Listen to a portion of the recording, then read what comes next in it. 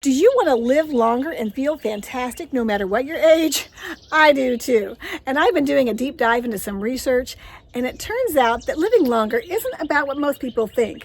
I'm going to debunk 6 of the most common longevity myths, and if you wait till the end, I'll show you 4 things that you can do that will add years to your life starting today.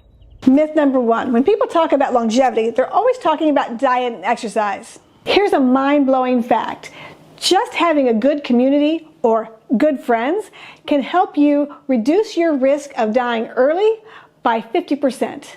That's the same as if you quit smoking. And on a similar note, regular church attendance, that's attending church once a week, can add an average of 2 to 7 years to your life. The bottom line is, lonely and depressed people don't live long lives. Research is showing that they will lose 15 years off their life expectancy.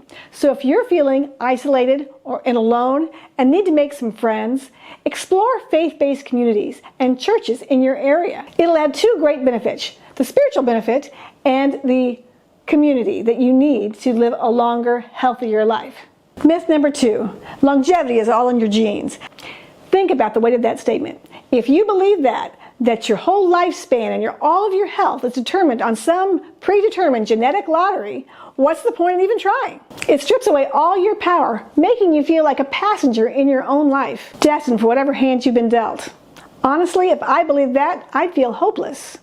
Genetics do play a part in your health, but not tell your whole life story. Groundbreaking studies on twins who have nearly identical DNA are showing that a whopping 80% of your health is determined on your choices. That puts you back in the driver's seat. Think of it like this. Scientists have shown that there is a genetic marker for alcoholism. You can have the DNA for alcoholism, but if you never engage in the behavior that triggers it, then you'll never get the disease. The same goes for other diseases. You may have a genetic disposition for heart disease or type 2 diabetes or even certain kinds of cancer. Your choices can improve your chances of never getting that disease or at least slowing down its progress. That puts you back in the driver's seat, and I find that very empowering. Myth number 3, you need to make dramatic changes in your life to see any difference. As Americans, we tend to be all or nothing kind of people.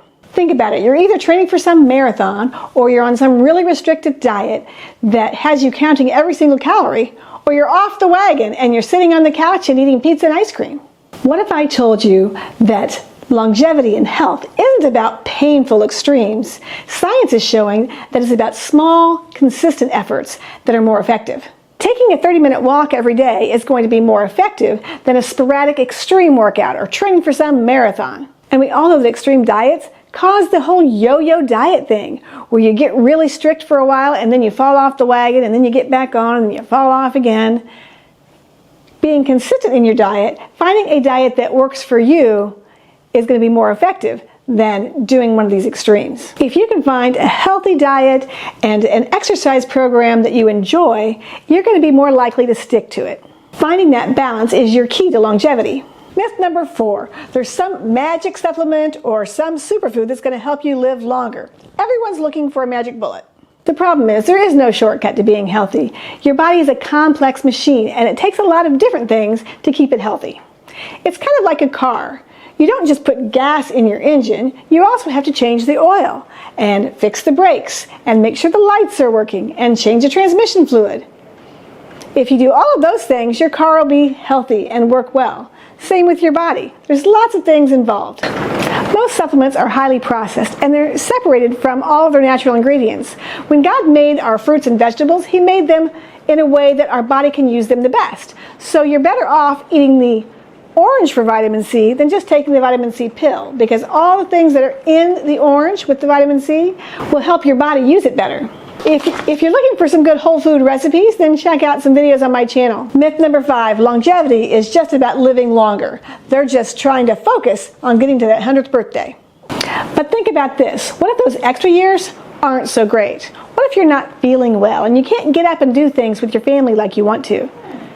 Think about it like this. You want a long health span more than you want a long lifespan. A A health span is more about how many of those years you're feeling good and you have energy and you can engage with your family. You don't want to have 100 birthdays if they're filled with sickness. You want your birthdays to be filled with fun and activity. There's no guarantee that you can increase your lifespan or your health span. I know people who did everything right and ate healthy and exercised and did all the good things, but yet they developed some disease. And I know others who lived to be 100, drinking and smoking and eating poorly. The important thing is that we make choices that will help improve our chances of having a longer life, or at least delay the onset of diseases. If you're inspired by these ideas and want to see some real-world examples of communities who have put these ideas into practice, then you really want to check out this video right here.